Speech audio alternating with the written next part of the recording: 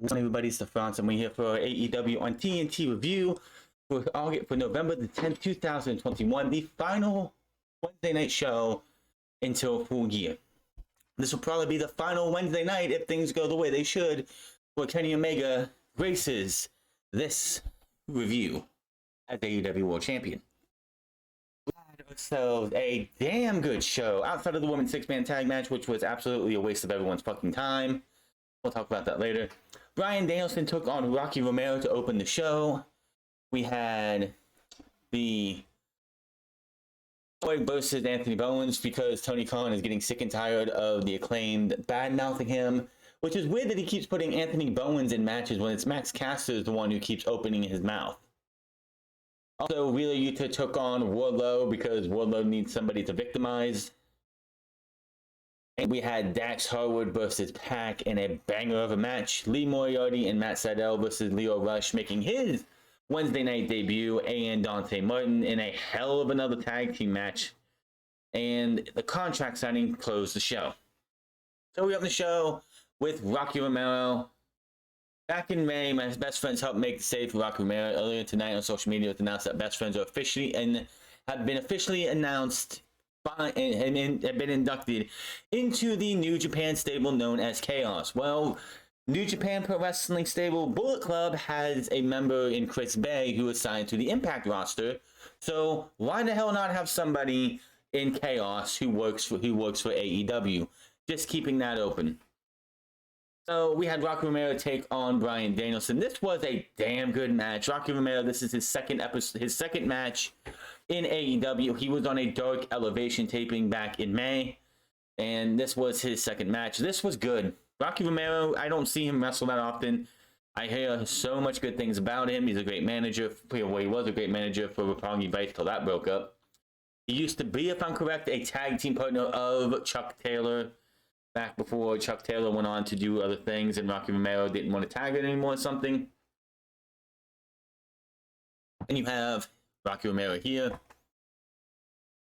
And just continuing his streaks. Bryan Danielson can go out there and wrestle the entire AEW roster of men on the opening episode, on the opening match every single Wednesday, and you would have a damn good match. Probably 10 times out of 10. Rolling elbow strike, German suplex for the bridge from Romero for two. The two end up on the top turnbuckle. Look for a back suplex, but Romero counters and crashes down on Danielson. Cover two. Straight into a triangle choke. Danielson with the sit-out powerbomb to escape that hold. Danielson is able to work Romero. He's going for the label lock. But Rocky Romero knows that this, if he gets that in, it's game over. So Bryan Danielson's like, listen, motherfucker, I'm putting a submission on you and making you ass tap.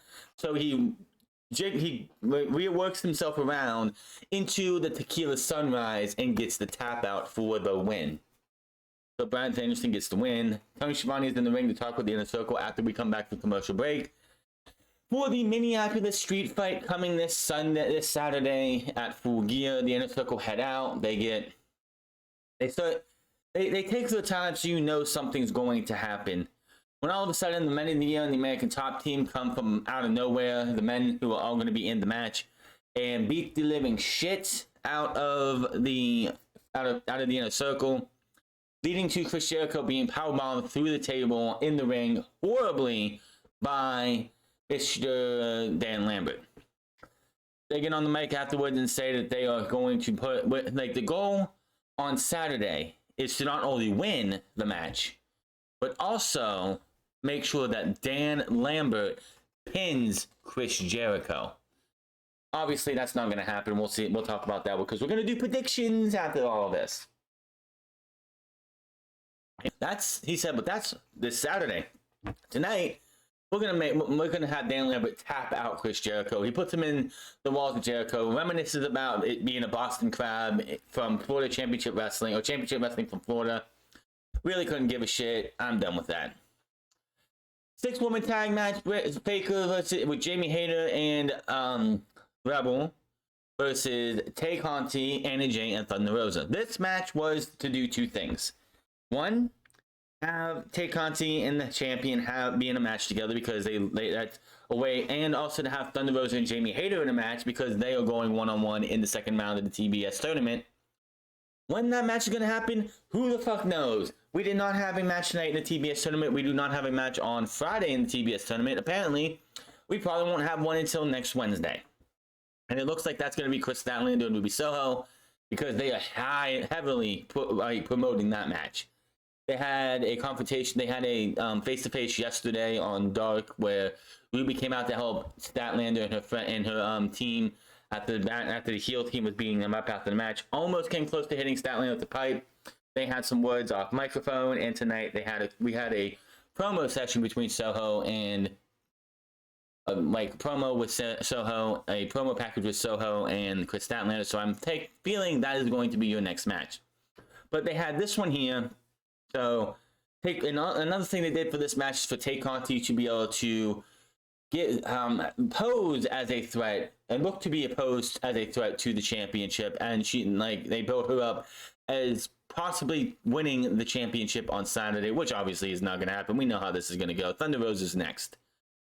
Now, in this match, we have to file under AEW makes the fucking referees look like retards 101, as Tay Conti was bounce off the ropes. Jamie Hayter in front of the referee on the outside grabs her by the hair, and the referee does nothing. The referee just it's like, I'm so sick of this. We are 2 years into this company. How many incidents of I'm going to make my referees look like retards is AEW going to have? I remember it was 3 months into it was in October or November of 2019. Jericho had a backstage meeting and pretty much yelled at everybody that you're making the referees look stupid, and it's hurting the honeymoon period is over. You gotta go out there and do better.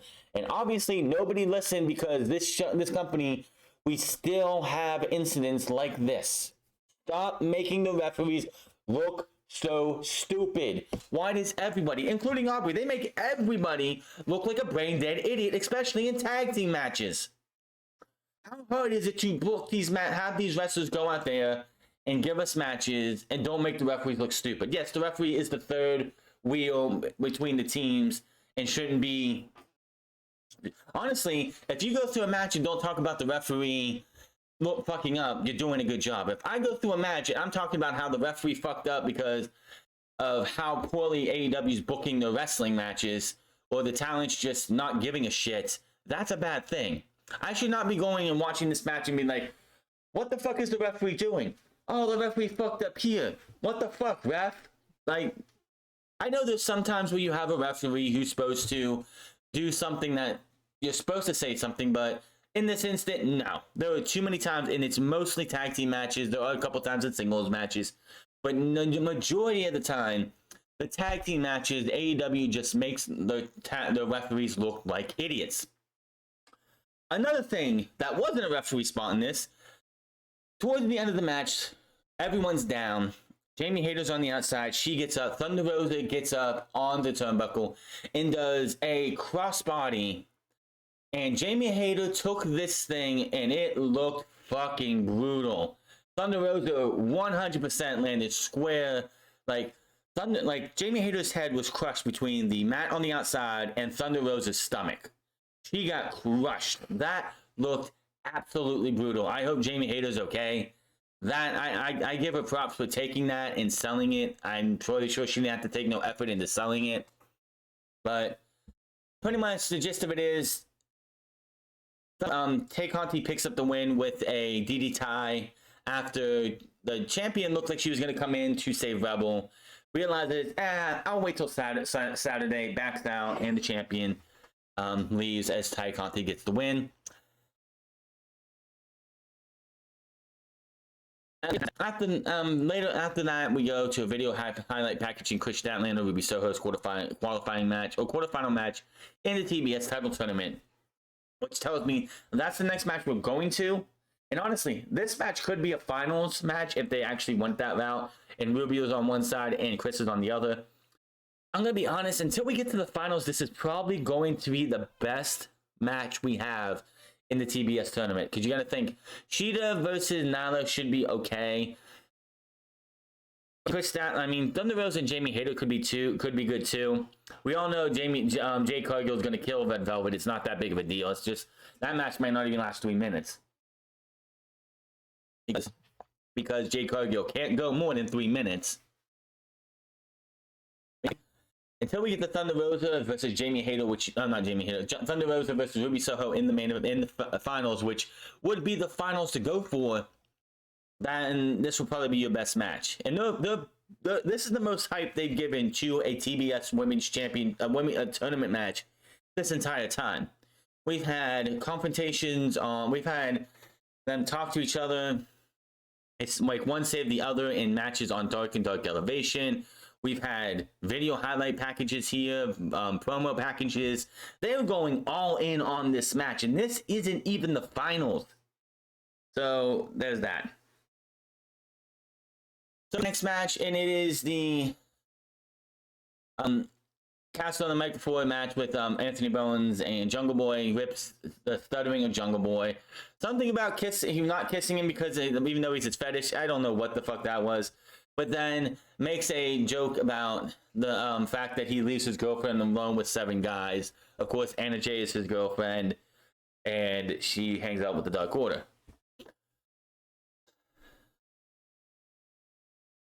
Yeah. Both trade some waist locks until again, I don't know why it continued to be Anthony Bowens. It's like Max opens his mouth and Anthony Bowens takes the beating. But this was a good match. Anthony Bowens. There was a couple times in this match, Anthony Bowens looked like he could easily have won this match. Obviously, Jungle Boy's not winning. I'm not losing this match because he has a 6-man tag match on Sunday. Now, not on Sunday, but on Saturday. Now, the match was good. And Jungle Boy, and people aren't going to be talking about the match. The match was good. Anthony Bowens taps out to the snare trap. It's after the match.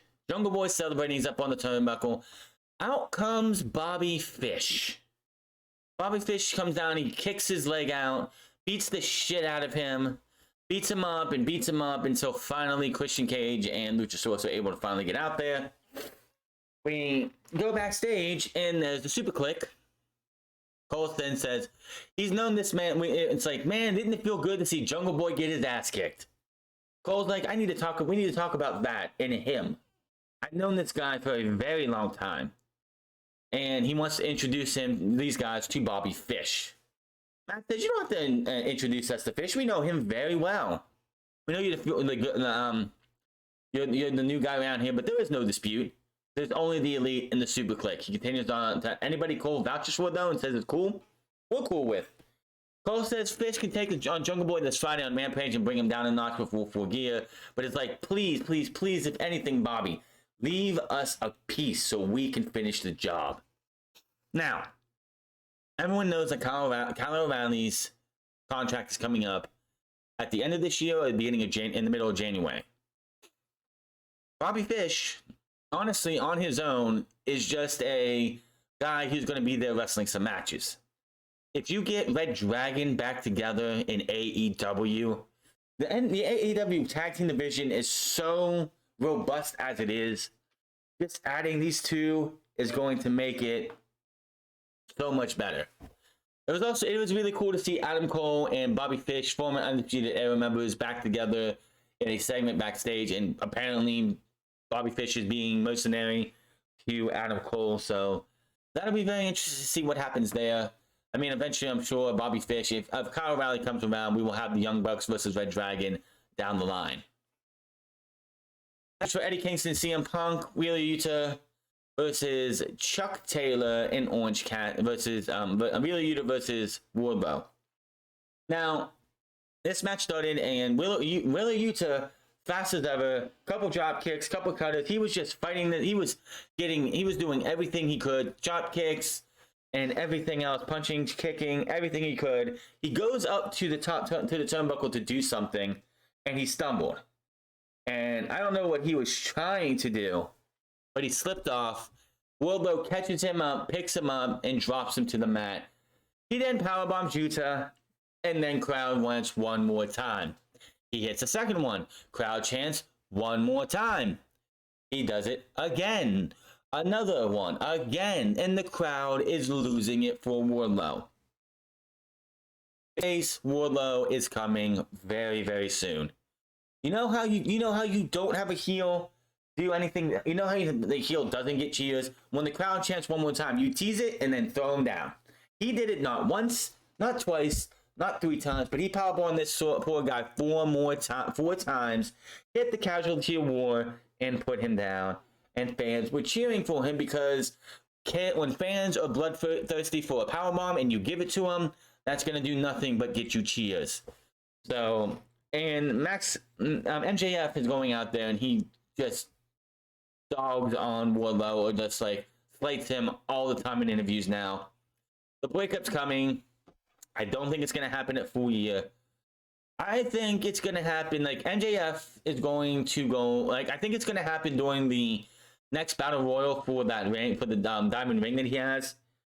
That I don't think, it's either Wardlow's going to cost him a spot in the Battle Royal, or MJF's going to be in the finals again and go for the match, and Wardlow's going to screw him out of the diamond ring. And whoever wins it, probably Orange Cassidy, which would be just an Orange Cassidy thing to do. And that's what's going to happen. It's going to happen during that Diamond Ring Battle Royal.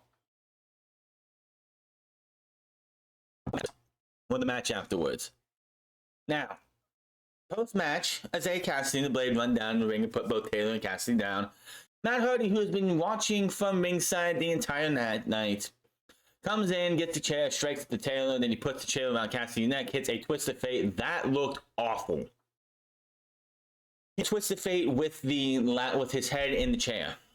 Now, normally when you do that, your whole body goes out, but Cassidy did not put his legs out, so when he went down into the twist of fate, it looked horrible. So we go to commercial break, and I'm so over this. I'm so over this feud. I don't want to see Orange Cassidy, Matt Hardy. Well, guess what? We're getting Orange Cassidy versus Matt Hardy in a lumberjack match. You know how much I hate lumberjack matches. On Friday, on the final episode, the final match show before Full Gear, you're going to give us a fucking lumberjack match. A stipulation that needs to die 10,000 deaths. Plain and simple. Now, after that, we go to commercial break. We come back, and apparently Eddie Kingston and CM Punk arrived at the arena at the same time. Or something like that, because these two were just barking at each other, people holding them back. Eddie Kingston actually breaks away from his people, which apparently Ruby Soho is, like, trying to do her best. Like, every time there's been some kind of brawl or something, Ruby Soho has been trying to hold Eddie Kingston back. So maybe she has some kind of kinship with him or looks up to him or something, and it's just what they do with her. So they're yelling and they're screaming. It's like, we don't need any of this. All we need is Saturday. All you needed was last Friday. We didn't need this. This is just adding on. All you needed is what you did on Friday last week to get everybody ready for this match. We'll get to that here in a bit. Leo Rush and Dante Martin versus Matt Sydal and Lee Moriarty. This match fucking rocked. We got an Lee Moriarty chant, which, okay, that works for me. But, like, we started off with Dante Martin and Lee Moriarty. The two proteges, the two young guns, the two guys who will be holding AEW down and taking that flag when Matt Sydal and Leo Rush and guys like that finally retire and don't wrestle anymore. These guys will be picking that flag up and running and waving it for AEW and holding and taking it into the future. And these two had an awesome back and forth between each other. Amazing sequences, ends in a stalemate. Rush once in. Sydal says, oh, he's coming in, I want in too. So he tags, they both tag in. Leo Rush actually walks past Matt Sydal and goes over and has words with Lee Moriarty. Sydal pulls in, he's like, I'm trying to talk to you. So they have some back and forth. Moriarty with a strike to the back of Rush's head, which, of course, that's a little heelish thing to do. Sydal flips Rush, but lands on his feet. Both avoid strikes. Rush with a springboard Hurricane Rana, all-out brawl between both sides, which, yeah, Dante Martin, I've noticed that Dante Martin has a more viciousness to him since he's teamed up and everything with Leo Rush. He's gotten more vicious and more like, he's got more that anger side to him. Moriarty tag in, both the big boot to Moriarty, European uppercut, Rush with a bunch of strikes, Moriarty with a flipping facebuster cover 2, Seidel in the ring, they can send Rush to the corner, but the elbow Seidel away. Rush flips away from Moriarty, Enziguri hits and heads out to the floor. Rush looks to fly, gets stopped and hits a handspring, double elbow suicide down on Seidel. Then another one to Moriarty. Back in the ring, Rush with a twisting neck breaker cover 2 count, Martin tags in and heads to the top rope. Rush does too, but Rush is trying to tell him to do something, and Martin's like, "What are we doing? I don't understand this."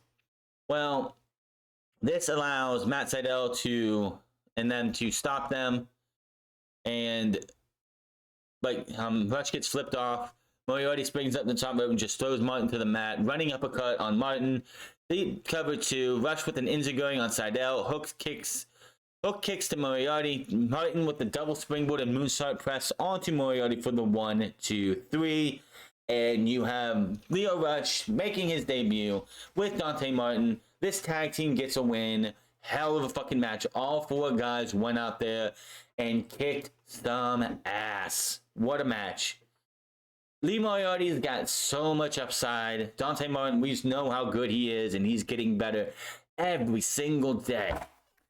And honestly, for Lee Moriarty, if him and Seidel, if we get trios tag teams, if we get Darius Martin back and he teams up with his brother and Lio Rush, Lee Moriarty with the Seidel brothers, that's another 2 trios tag teams. The trios tag team division that AEW has, even though they don't have tag team titles, is going to be just as good as the tag team division.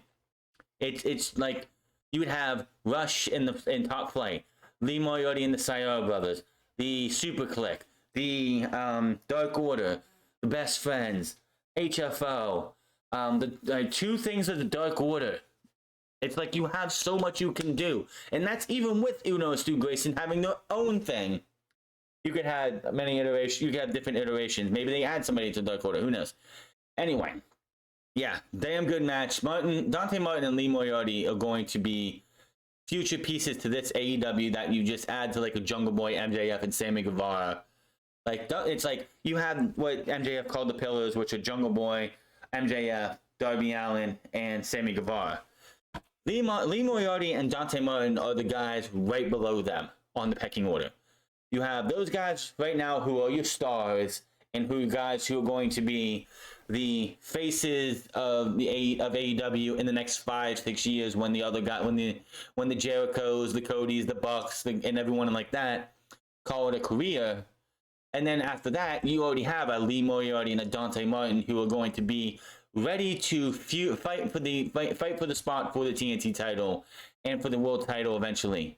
AEW is set up for the next 2 generations of this sport, it seems like. And I'm excited to see what happens with a Dante Martin and a Lee Moriarty, because yeah, Lee Moriarty is definitely so green still. He's got a long way to go, but he's got so much potential. Thanks for Miros to Brian Danielson. Even JR called him Daniel Bryan tonight, so I'm just gonna have to say that. Miro says Danielson is everything to everyone, but nothing to him. I need to win this tournament. I need to put the world title over my shoulder. Miro says Danielson better be prepared to say goodbye to his wife so I can say hello to mine. Dax Hardwood versus Pac. Dax has Tully Blanchard in his corner because he is a manager. That was the explanation. Everybody else during this match is banned from ringside. Nobody, no other wrestler can come out here, which was smart. And I even said it was smart. Again, Dax Hardwood is somebody, if you went back to his time in WWE, you never got to see how good this guy could be in any sense of the word outside of his NXT run with Cash Wheeler when they were Dash and Dawson. Those two had fantastic tag team matches. And then we come here. He's had a couple singles matches, and the dude performs and delivers in tag team wrestling. It's crazy what this guy is able to do on this field, in this way this goes. Pac is Pac. What do you expect? He is awesome at what he does. Great back and forth match between these two guys. Now, I don't know if I agree with Pac winning with the brutalizer and Hardwood. The only way you can take out of this is that Hardwood tapped immediately, because he has a world title match on Saturday. I keep saying Sunday. I'm so used to Sunday, but he taps immediately. So as soon as he taps, Cash runs into the ring like he had to be running before Pac made him tap out, because he was there nearly seconds after the tap out. He jumps at him over and over with Tully helping out. Out go the lights. They come back on after a few minutes. When the lights take forever to come back on, you know it's fucking Malachi Black, but this time he has Andrade with him. Both guys start beating him up on Pac. Here comes Cody, Ray Phoenix, and Penta all hit the ring. It's an all-out brawl, a Pier 6 brawl. Everyone's going everywhere with the baby faces standing tall. It officials that Cody and Pac will take on Malachi Black and Andrade on Saturday. We'll talk about that here in a minute. On Friday, Rampage, Jungle Boy versus Bobby Fish, Matt Hardy versus Orange Cassidy. That's all they've named. They usually name 3 matches. I don't think we have a lumberjack match go that long. But again, I do not care for lumberjack matches. I hate them. They're so stupid. Even AEW, when they've done, I think they've done a lumberjack match or 2. I can't stand them. Okay, and this one scratches my head, and I don't know why AEW think this is a smart idea. AEW Full Gear buy-in. Nyla Rose and Jamie Hayter versus Thunder Rosa and Hikaru Shida. What the fuck? We have a TBS tournament going on right now. All 4 women are in the TBS tournament as we speak. All 4 women should not be on the losing end of a match right now. Especially one of them taking a pinfall before they're out of the tournament. If this would have been, these 4 women would have been eliminated from the TBS tournament, and they had some taunting or whatever backstage, and then you made a match, that's fine. This makes no fucking sense. And don't be like, oh, well, they're just previewing these 2 matches in the TBS. No, that's bullshit. This takes away from the TBS tournament by having these 4 women go out there. If you were just going to do this, you could have just had, because it is a buy-in, you could have had Jamie Hayter versus Thunder Rosa and Hikaru Shida versus Nyla Rose, both on the buy-in to get those tournament matches out of the way. Instead, you're throwing them together into a non-tournament match. Why? This is bad booking right here. This match should not be happening. Period. Tony is in the ring with a contract signing for the AEW World Heavyweight Championship. Kenny Omega and Hangman Page. Everyone has been banned. The Elite and the Dark Order, as the Super Clique and the Dark Order, have actually been asked and told, you have to leave. And we actually see video of the Super Clique, Brandon Cutler, Naito Nakazawa, and the Dark Order leaving the arena. So that is where you go from there. Comes Hangman on the page. Out comes the world champion. No Don Callis still. Where is Don Callis? Where has he been? He's disappeared. He's been MIA. Is he going to be back in time for Full Gear? We'll have to wait and see. So Hangman gets the contract first, and he takes the mic and says he's not sure what's left to say. But I'm like, the sooner I sign this, the sooner I get the Full Gear. So I'm going to just sign this, and I'm going to beat your ass and take your title. Signs the contract. Omega talks to Page about how they were once friends and family because they weren't elite. Everything in AEW was meant for Page, but if it wasn't for his failures and insecurities, he'd have it. What a disappointment. Page says Omega was always afraid of him. He even said he lied to him last year when Page lost to Omega. Omega fell down and said, "I'm proud of you, Hangman. Good job." "You weren't proud of me," he said. No, you weren't proud of me. But you didn't want it to light a fire under my ass, so I'll become heavyweight champion and take what Omega has. Omega counters and says he cared about Page. He wants to shake Page's hand one last time before they kill him at the pay-per-view. They shake hands. Omega looks to leave. Tony's looking at the contract like, dude, you haven't signed the contract. When all of a sudden, crack to the face of Hangman Page. A cameraman attacks him. Cameraman takes his hat off, takes his face mask off. It's Don Callis. Don Callis is laughing. He's enjoying this. Page is bleeding. He says, The best way, the best thing the best strategy the devil can have is make people forget about him. For 6 weeks, I've been hiding in my basement. Does this guy look like he's ready to be world champion? We see Hangman is bleeding like a stuffed pig. Kenny Omega grabs the contract, takes a couple things of blood, and signs with Hangman's blood. And the show goes off the air with Hangman bleeding and Don Callis and Kenny Omega happy as ever. If you wouldn't tell me, like, what is a good way of saying Kenny Omega is losing on Sunday? Leave his opponent in a pool of his own blood and sign the contract in blood. And then there's this dumbass on fucking YouTube today who said Hangman's not a star anymore because Bryan Danielson and CM Punk are here. I'm sorry, what? Did you not hear that crowd tonight? Did you not hear the crowd on Halloween on the night, the week of Halloween, when he was in the Stay Puft Marshmallow Man and took the fucking mask off and everyone went fucking ballistic? Or when he made his return as a Joker card and everyone lost their fucking mind? He is a fucking star. Hangman Adam Page wins on Saturday. Let's get into the predictions before we get to that. Okay, so here we go. That's pretty good. Tonight's show was pretty good. All outside of the women's 6-man tag match, which was meh. But other than that, really good show. AEW back on full cylinders at the pay-per-view. The biggest question I'm going to have is after this, what are they going to do for, after this? Because after this, it's just, we have a long time before we get to Revolution, which could be in February or it could be in March. We have all of December, all of January, and all of February, and maybe March. So I don't care who wins the buy-in show match. I really don't. There's no reason to predict it because none of those 4 women should be taking a pinfall going into the TBS tournament matches. Period. Pac and Cody versus Malachi Black and Andrade. This match has been brewing for a few weeks since Malachi Black joined Andrade's side in attacking Pac, and Cody wants to get in on that on the other side. Malachi and Andrade have to win this. Pac and Cody do not need to win here. This is the Malachi and Andrade win anyway. In any real universe, this needs to be Malachi Black and Andrade winning, period. Luchasaurus, Jungle Boy, and Christian Cage versus the Super Clique of the Young Bucks and Adam Cole.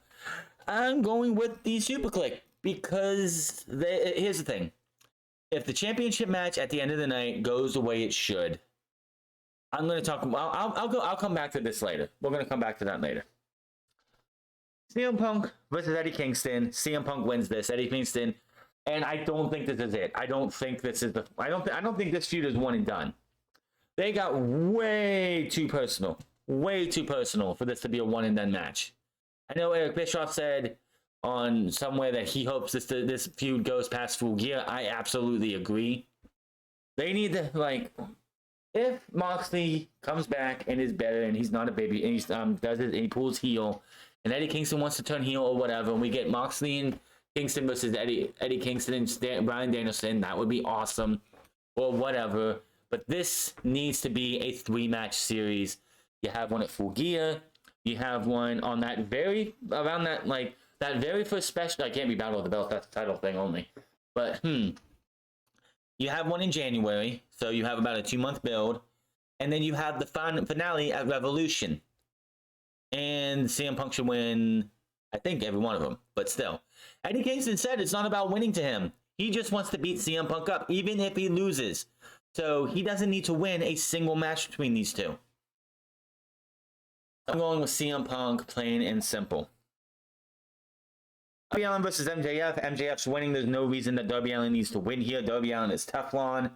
Yes, he lost to CM Punk at All Out, but they're doing bigger things. They're building to a bigger stage and a bigger coronation for MJF, and that is going to be the AEW World Champion. I'm calling it at Revolution or Double or Nothing, one of the two. MJF will be your new World Champion. Versus FTR, AEW World Tag Team titles. This obviously goes to the Lucha Bros. I've said it before and I'll say it again. If the Lucha Bros do not keep if the Lucha Bros lose those titles before we get the Pride and Powerful Lucha Bros saga that we should be getting in AEW, that is money left on the table that Tony Khan would not foolishly leave on the table. Yes, I know you could do it the other way with Pride and Powerful other tag team champions, but I want to see that match at Revolution or at Battle of the Belts. Battle of the Belts could be Lucha Bros versus the Pride and Powerful. That's what we should do. If there was one match I have no interest in, it's the Women's Championship match. If there was a second match I have no interest in, it would be the Minneapolis Street Fight between American Top Team Men of the Year versus the Inner Circle. Inner Circle wins, moving on. Bryan Danielson versus Miros. This one is so tough. I don't know which way this way goes. And I don't think this one plays a precedence on who wins the world title match later on. If Bryan Danielson wins, Hangman Adam Page versus Bryan Danielson would be good. Kenny Omega versus Bryan Danielson, we've already seen, and it was awesome. If Miro wins, then obviously Hangman Adam Page is winning because you're not gonna do Kenny Omega versus Miro. Not at this day and age. Not at this stage of the game. So I'm really like Bryan Danielson losing to Miro. I'm sure Bryan Danielson will go into this match and be like, yeah, I want to lose to Miro. Honestly, if Bryan Danielson, if it was up to Bryan Danielson, he would be 0 for whatever his match, record is. He would be 0 for. He would not have won a single match in this company. But that's not up to him. So I'm going to have to say, I want to see Miro win. I can't say anything else, but I think Miro wins. Omega versus Hangman Adam Page. Oh, yeah. The Faker would change their championship against Tay Conti. We know that. Kenny Omega versus Hangman Adam Page, AEW World Heavyweight Championship. This is a Hangman win no matter what. You need to realize that Tony Khan, we have had so much faith in Tony Khan.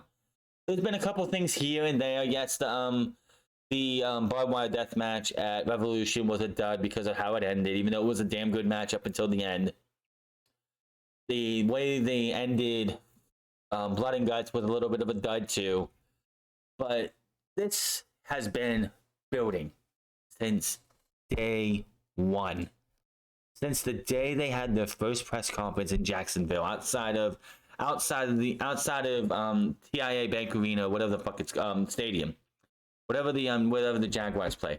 Ever since they had that press conference, Adam Page came out in that press conference and said he wanted to be the first ever AEW World Champion. Of course, Pac came out and made fun of him about it, and that led to a little feud that ended up happening pre-AEW. But anyway, he went to Double or Nothing. He won the Casino Battle Royal as the Joker. He went to All Out, and of course, he lost. And then him and Kenny Omega, after him and the Elite had their splits, were starting to have their splits, won the tag team titles. And I think things would have played out a little bit different had COVID not been a thing, but it was like they held the titles from the Jericho Cruise all the way to All Out, where they lost them to FTR. That the Eliminator Tournament. And from the minute they lost the tag team titles till the Eliminator Tournament, Hangman Adam Page was avoiding even talking about Kenny Omega. He didn't want to talk anything about Kenny Omega. Then he lost Omega, and he kept losing and having that problem of failing in big moments. And from that time up until recently, up until he got taken out by the Elite around the time of All Out, anytime somebody brought Kenny Omega up to Hangman, he would change the subject, wouldn't mention anything, wouldn't say anything. And then he went away, had a birth of his baby, which is awesome. Came back, won his second match with the Joker card, this time the Casino Ladder match. And he's here to win the AEW World Championship. People need to fucking realize this. If Hangman Adam Page does not walk out as champion, a vast majority of the audience will lose faith in Tony Khan and AEW. If you do not crown Kenny, like Hangman doesn't have, like, here's the thing that people don't need to realize. Hangman doesn't have to hold the title for a full year. And people are like wondering, oh, who's there for Hangman if Hangman loses and wins the championship? There's a lot more baby faces for Kenny Omega. Who? Bryan Danielson? CM Punk? That's about it. Kenny Omega has beaten every other big name babyface that they have.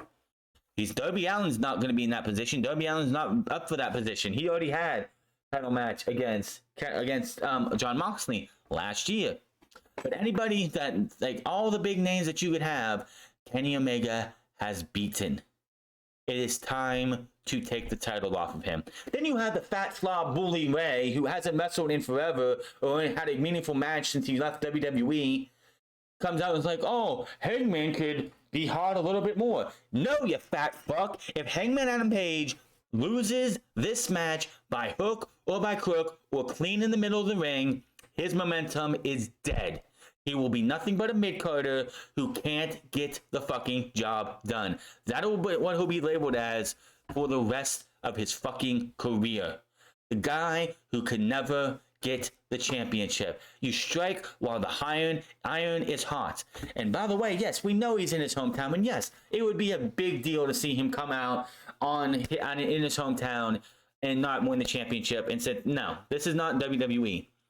Then I had a fucking dumbass on YouTube on a YouTube comment section thing earlier today, telling me that he's not a big star because CM Punk and Bryan Danielson are there. Funny he didn't mention Adam Cole, who's also a big fucking deal. And that, oh, he's not over as much. Bryan Danielson's more over. Like, this will hurt AEW if they give it. No. Hangman Adam Page walks out, or there's a lot of people who are going to lose faith. Do you really, like, the people who want to see Kenny Omega retain the championship are idiots who have Impact Wrestling or WWE brains and don't understand how to book long-term storytelling.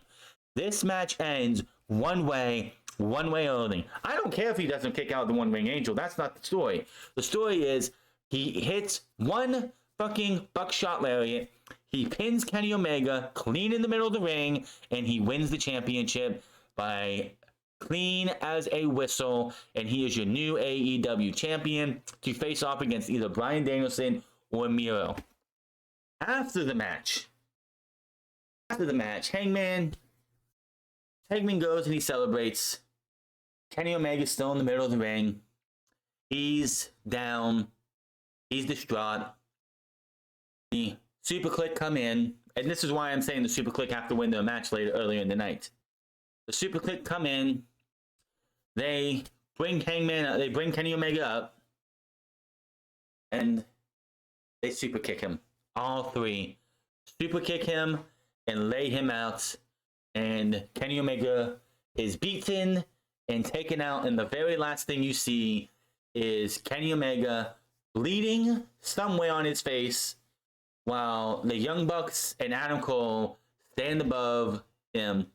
And that is the last image we see of Kenny Omega until probably, in my opinion, for one night only, the debut episode in Newark, New Jersey on TBS, where they start the build to Adam Cole versus Kenny Omega at Revolution. And it's going to be one of those things where you have him come back. He says some words. The Super Click come out. They're not happy with, like, they thought they got rid of this loser. He's nothing but a loser. And then they beat the shit out of him some more, and they send him away. And then in the middle of February, Adam Cole could, like, Kenny Omega, Adam Cole, it leads to Revolution, however they want to do it. Hangman wins no matter what. People need to realize what is on the line on Saturday. What's on the line every single pay-per-view they do is our faith in Tony Khan and this company. And so far, they've had a couple things that are a little rocky with, of course, like I said, the barbed wire death match, the end of the ending part of the blood and guts match, of course, with the way that whole thing ended, that entire final few sequences, that was disappointing. putting the women's championship on a fucking jobber was fucking is a fucking joke. But like these last few episodes have been awesome. Outside of women's matches, which, well, some women's matches, anything that has to do with the Faker is a fucking train wreck half the time and a travesty. Keep that woman off my fucking TV, get the title off of her, but that's neither here nor there. They've done more good than they've done bad. You're not going to bat 1,000. AEW doesn't bat 1,000. Nobody bats 1,000. They have a lot, like, there's a lot riding on the on AEW's fan base this coming Saturday. And Tony knows that. AEW's brass knows that. Everybody knows that. Is it going to be a company killer if Hangman Adam Page loses on Saturday? No. But it's going to hurt them, and they know it's going to fucking hurt them. They have booked themselves. They booked everything with Hangman Adam Page nearly perfect since day one. And it has to go that way. If you don't give it to Hangman Adam Page, it will be the big. You'll see when I'm done ripping them. I'll be ripping them from pillar to post if that doesn't happen.